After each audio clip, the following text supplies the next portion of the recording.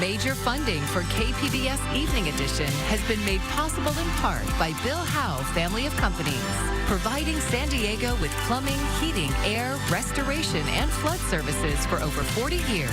Call 1-800-BILL-HOWE or visit BillHowe.com. And by the Conrad Trebas Foundation, Darlene Marcos Shiley, and by the following.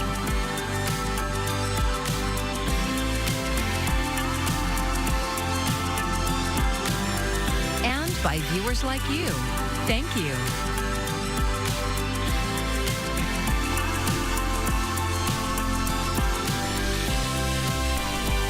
Thank you for joining us. I'm Maya Trabulsi, and we begin with the outcome of a years-long court battle that led to a county supervisor's resignation.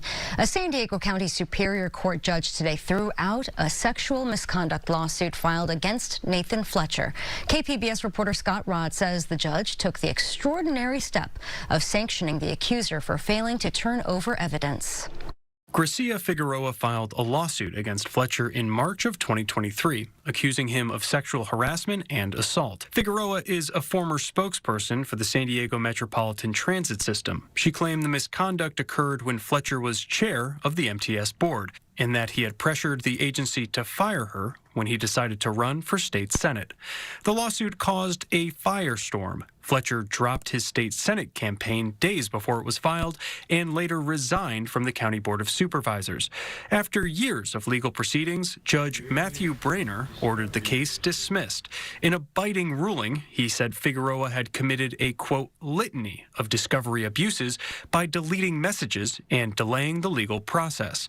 Figueroa defended herself during the hearing. Nothing was deleted with an intent to hide anything. In fact, I wish I had some of the missing evidence because I believe it could be helpful to my case. But Judge Brainer was not persuaded. But when you sit down and you look at the record, and it's 2+ years, there is delay, alteration, and destruction at virtually every phase.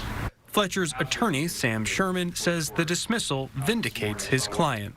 We've maintained from day one that this case was built on a mountain of lies from the beginning, that all of their interactions were consensual. Figueroa's case against MTS for retaliation was also thrown out last week. She says she plans to file an appeal. Scott Rodd, KPBS News.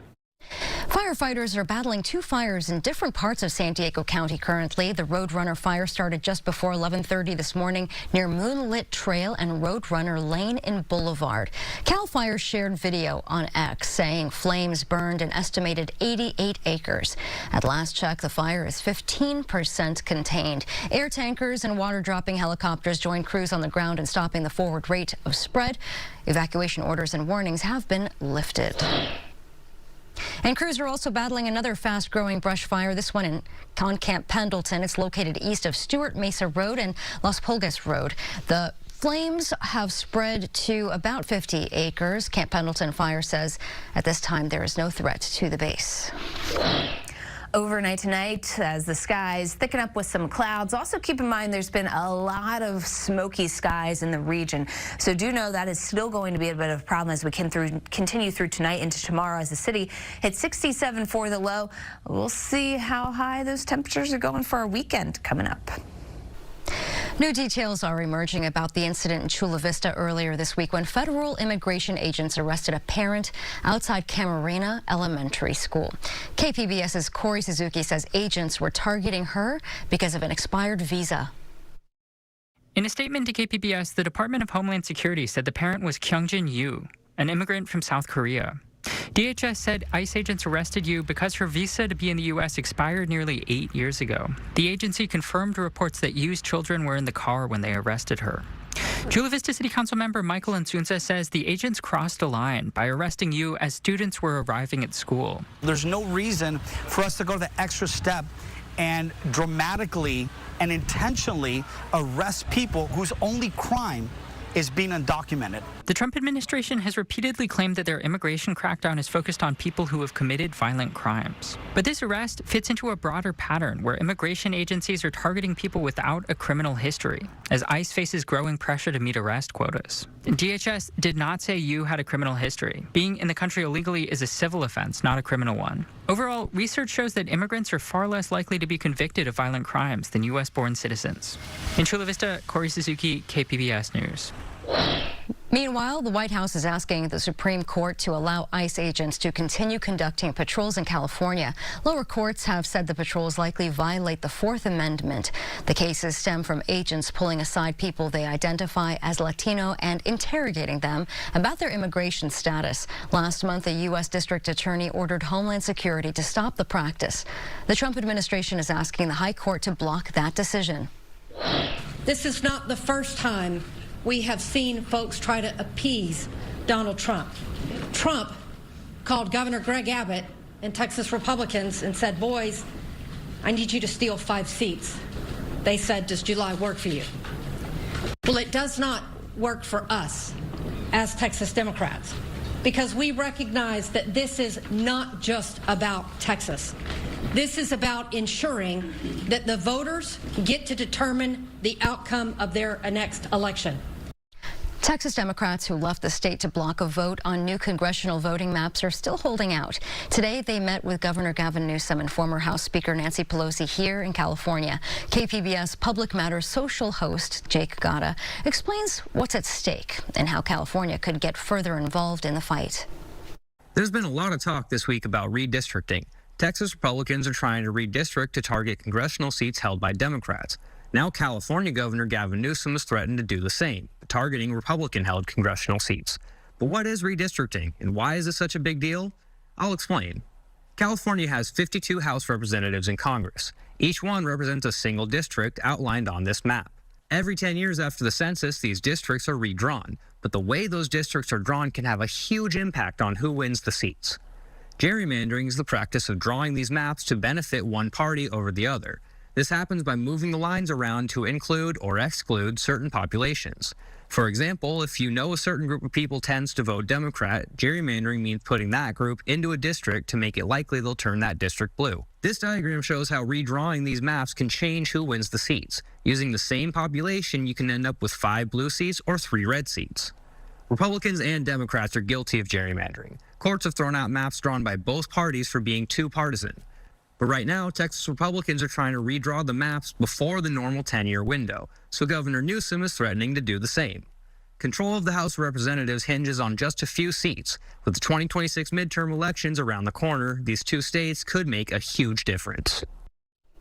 Jake Gatta with that report. Governor Newsom's threats to call for redistricting in California is one of the topics on today's episode of KPBS Roundtable. You can listen now at kpbs.org or wherever you get your podcasts. Authenticity is a catchword thrown around a lot in recent years, but even Plato stressed the importance of discerning authenticity from fakery 2,500 years ago. KPBS's Amita Sharma looks at authentic authenticity in American political life in the 3rd of a 6-part series. Authenticity is a group of attributes deemed truthful and genuine. UC Berkeley business professor Erica Bailey says authenticity is strongly linked to an individual's and a society's well-being. People crave authenticity in their candidates. Bailey says voters felt President Trump saw them, heard them, and empathized with their economic pain, and that's why he rose to power. But she contends a truer measure of authenticity is when words match deeds. Cuts to Medicaid and food stamps, as well as the Supreme Court's expansion of presidential power, might weaken Trump and Republicans' authenticity. And that brings in the suspicion of what else are you doing? Who else are you listening to? And similarly, with the Supreme Court, we can see the logic, but it doesn't align with what people perceive the mission of their role to be. And then that raises the question, why are they doing this? And I think that's where the cynical view can come in, that they're completely being inauthentic to what we've elected them to be, which is some superior level of morality above us. Bailey says the gap between what politicians say and what they actually do is an authenticity crisis. The antidote, she says, is improving our own genuineness with fellow citizens, regardless of political party ties. Engage and assume each side is speaking in good faith. Give authenticity and believe you're getting it. People do really want the truth, and we really want to right wrongs. And coming together helps us see that, like, we can do that. And what started to happen is I do think people are realizing they do have some power. And when we do speak with one voice, you start to see, okay, a couple of defections, a couple of people who will say, talk to journalists, bring some things to light. It does seem to be that where things are slightly moving. Bailey says the more both Democrats and Republicans do that, the more their distrust of one another will decrease. But without the effort, American society won't be as productive or as successful as it can be. Amita Sharma, KPBS News.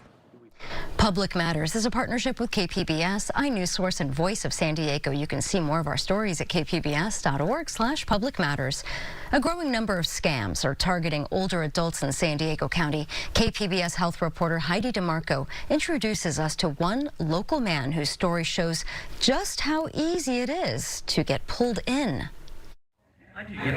Every weekday morning, you can find 86-year-old Bob Duff sitting at the same table inside the La Mesa Senior Center. He's social, quick to laugh, legitimate coffee, and always up for a conversation. A couple of months ago, someone new reached out, not at the center, but on his phone. Are you busy tomorrow? And I thought, okay, who's this? So I said, and then it came back and it says, I said, busy for what? And they came back at, are you coming to the barbecue? I thought, who is this? What started as a confusing text turned into a friendly pen pal exchange with someone claiming to be a 37-year-old South Korean woman named Callista. She shared a photo, and they chatted for 2 days on Telegram, a text messenger application she asked Bob to download. She said, this is a friendly conversation. I'm going to be kind of a pen pal. I thought, I have no problem with that. I think it's kind of fun. Bob retired years ago and spends most of his days between the senior center and home, where he cares for his wife, Judy. Come on, Judy. I'll get there when I get there. He says he's not lonely, but admits the idea of making a new friend felt nice. And we just kind of talked back and forth about many stuff. I don't even remember. It was so innocent to me. But as I reflect back on it, maybe it wasn't so innocent. She was baiting. It felt genuine until his daughter saw the messages. She didn't say it sounds like a scam. She said, that's a scam. What are you doing? And I thought, well, you make me think I'm an idiot or something. And so I put my defenses up. Scam attempts like this are becoming alarmingly common, often slipping into inboxes and phones disguised as friendship, romance, or urgent financial alerts. Email threat secured. We've blocked a threat. Bob was lucky. His daughter helped him catch it before any money was lost, but many older adults aren't as fortunate. In 2024, San Diego seniors victimized by scammers lost an average of more than $30,000. We are getting over 1,000 cases a year reported to us, and the reality is that we are only able to work less than 1% of those cases. Many of these scams originate overseas. Deputy District Attorney Scott Perillo says that makes prosecution incredibly difficult. So it does drive us to really push for prevention and education, because in some cases it really is the best defense is to educate the community so that they don't become victims in the first place. Still, many scams go unreported. These victims oftentimes don't report or self-disclose because of embarrassment. Jennifer Sauvé oversees the Elder Justice Task Force, which works to connect individual cases to larger criminal networks. She says technology is a major challenge. Still, many older adults are not savvy to technology and how it works. So that's oftentimes how they've fallen victim to these crimes. Even when victims catch on early, the emotional toll can linger, says UCSD geriatrician Dr. Ian Neal. There's a higher incidence of depression, of anxiety, even just technology avoidance, which then leads to further isolation, which leads to further loneliness. So there can be kind of a cascading snowball effect. Neal says trust tends to increase with age, something scammers exploit.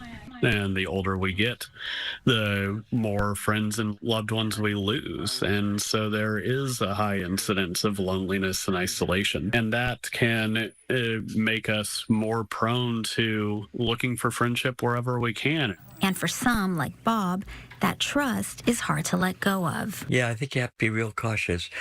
Does that mean you don't talk to anybody? No, I don't believe in that. Does that mean you should say everything is cheating you?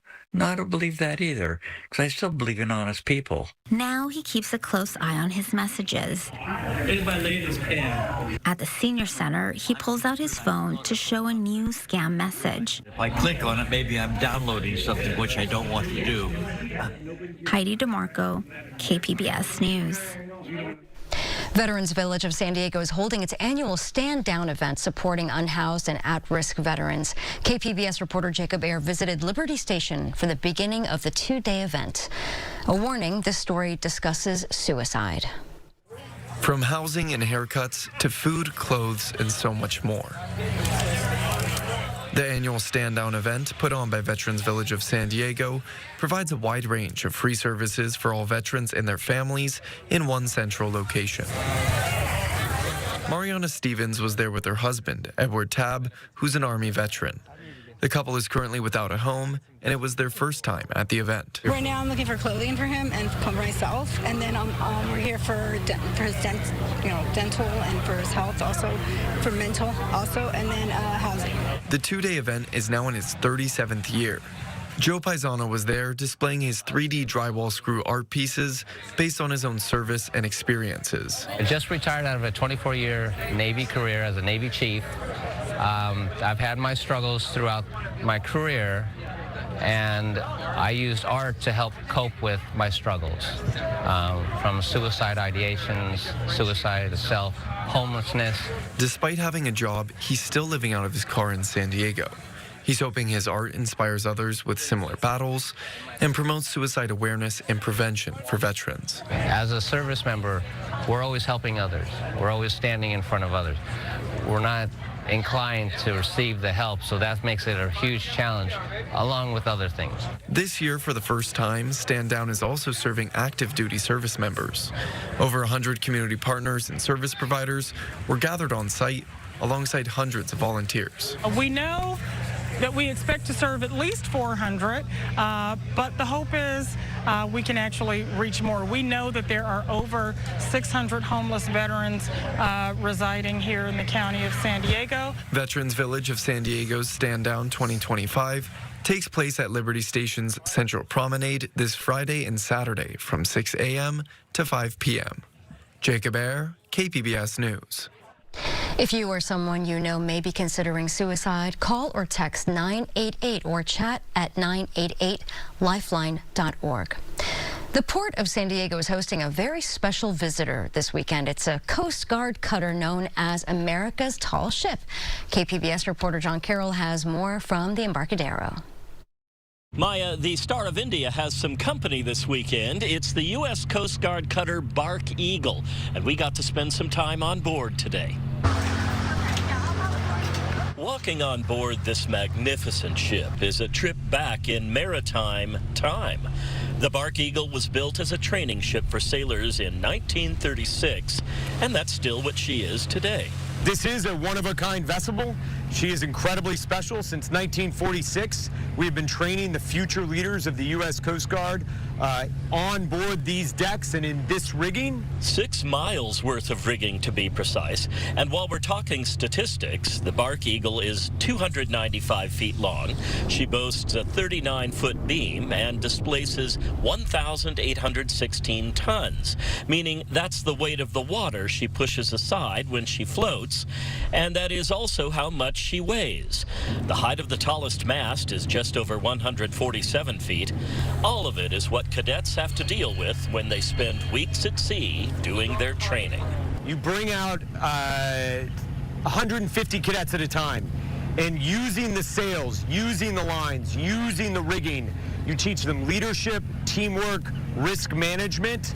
On day one, they walk on board and our crew is telling them, haul on this line, jump up there and do this. And by week 6, they're managing themselves and running the sailing rig themselves and leading the lines themselves. Getting a look around is a rare treat. The last time the Bark Eagle made port in San Diego was in 2008. And if your experience at sea is limited to a cruise ship, you're quickly reminded here that everywhere it's tight quarters. This is the dining room for senior officers, and here, the officers' meeting room. And toward the stern, you find something traditional aboard such ships, the vessel's name. It's hard to think of a more American name for a ship than the Bark Eagle, but you might be surprised to learn this ship was not built in the United States. It was actually built in 1936 in Hamburg, Germany, to train German sailors. The U.S. took it as a spoil of war after World War II, and its home port has been in New London, Connecticut ever since. It will make its way back there via the Panama Canal in a couple of weeks. The Bark Eagle will be here open for tours tomorrow and Sunday until 7 p.m. Then she heads out to sea for a week of training. But if you miss this weekend, she will be back next weekend, Friday, Saturday, and Sunday. At the Embarcadero, John Carroll, KPBS News.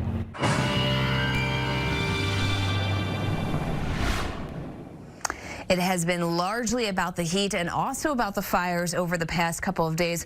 One of those is starting to go away. The other probably will be sticking around with us for a little while longer. The weekend bringing a cooler trend for us, so some excitement there as we ease away from this heat. We still have some heat advisories in place the next couple of hours, but ultimately we are getting better across Southern California, even southeastern California, where we were breaking records too as you worked your way into some of the deserts. Fire danger does still remain, though. We won't see much rain. We won't see much big changes for us as far as activity and winds, which is some good news, but at least with the dry conditions persisting, expect the smoke to remain, expect the fires to remain, and then it's back to our usual summer pattern as we head into next week. Tonight, 67 the low in the city as you work your way towards Oceanside, 66, and Mount Laguna coming in at 66 for that low. Again, smoky skies will still linger around us even as we venture into tomorrow. Sunshine breaking out for us. Temperatures back into the mid-70s in a place like San Diego. Again, towards the city. Chula Vista 76 and Borrego Springs headed towards 109, which is down because we do have a new pattern trying to venture our way in for the weekend across the western U.S. That ridge, that big heat bubble is getting shoved south due to some of the cool air working into states like Utah. So while we don't get the full blast of it in California, we certainly will at least see some of that heat trimmed back to not only our region, but also through some of our neighboring states like Arizona, for example. Next couple of days keeps us in the 70s at the coast, upper 70s, which is kind of where we've been, say, at the international airport. But as you work your way inland, we've quickly ventured into the upper 80s, close to 90 degrees, and we're trying to ease out of it. It's still going to be a little warm venturing through Sunday and Monday, but back to the mid-80s for Tuesday and Wednesday, too. As we get through our mountain communities, you can see the fall here from the upper 70s on Saturday back to the mid-70s for Monday and Tuesday. So that's refreshment, and desert communities holding away from that 110 range for the weekend. We'll see it just come back as we go into Monday and Tuesday. For KPBS News, I'm AccuWeather meteorologist Melissa Constanzer. Monday, August 11th is the first day of school for many students in San Diego. And while some students may be excited to head back to class, others may feel a little bit anxious. Here's Mandy Gaither with 3 ways parents can help ease back to school nerves.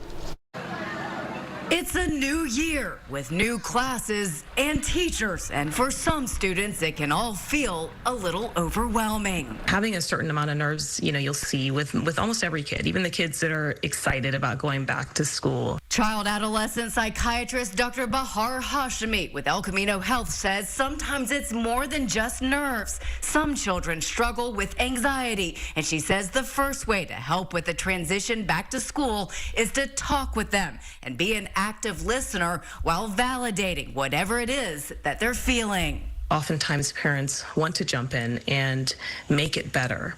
But, first and foremost, just being that active listener and really helping to understand what your child is feeling. Next, Hashemi says to establish routines, create a regular sleep schedule, mealtime, and homework time. She says consistency can help ease the anxiety of something new. And finally, spot the signs of more significant anxiety or depression, which can include sleep changes, excessive self-doubt, lack of interest in things they used to enjoy, being more withdrawn, or struggles with connecting to others. It really leaning into that intuition that you have about your child and knowing when it's time to seek help from a medical professional is important. For Health Minute, I'm Mandy Gaither. Some great advice there. And it is Panda Day here in California. It's also the one-year anniversary of the pandas returning to the San Diego Zoo. And to celebrate the special day, the zoo hosted local families from Ronald McDonald House to Panda Ridge. The zoo says its effort to save the species is already seeing results. In 1996, the panda population was less than 1,000 on our planet. But with our collaborative efforts, we have changed the status of endangered pandas to vulnerable, which is a step in the right direction. I'm really excited that we did get the panda back. I lived here since 2009, and the first time that the panda was here, we never really got to come and see it. A little hairstylist there. The first 2,025 guests today also got a commemorative Panda Day pin. Have you listened to The Finest? The KPBS podcast captures the people, art, and movements redefining our region's cultural identity. This week's episode is about one of the biggest bands to come out of San Diego, and that is Blink-182. You can listen now at kpbs.org/thefinest or wherever you get your podcasts. And of course, you can always find our stories on kpbs.org. Thank you for joining us. I'm Maya Trabulsi. Good night. Major funding for KPBS Evening Edition has been made possible in part by Bill Howe Family of Companies, providing San Diego with plumbing, heating, air, restoration, and flood services for over 40 years. Call 1-800-BILL-HOWE or visit BillHowe.com. And by the Conrad Prebys Foundation, Darlene Marco Shiley, and by the following.